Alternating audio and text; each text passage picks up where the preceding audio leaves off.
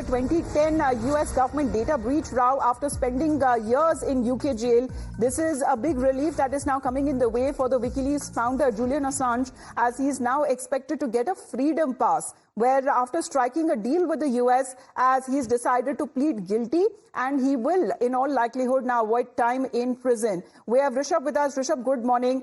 He's decided to plead guilty in the US court, revealing military secrets in exchange for his freedom.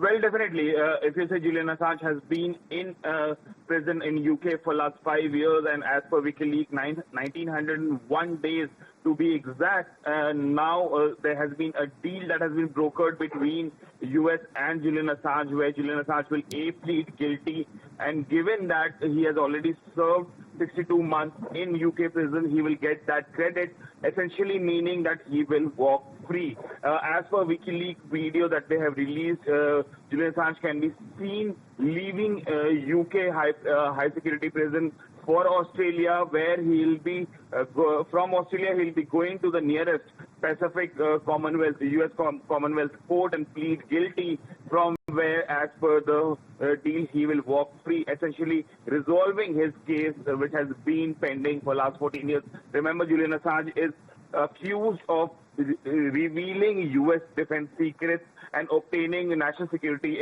documents illegally, and there has been a lot of to and fro between various countries and United States when it comes to Julian Assange.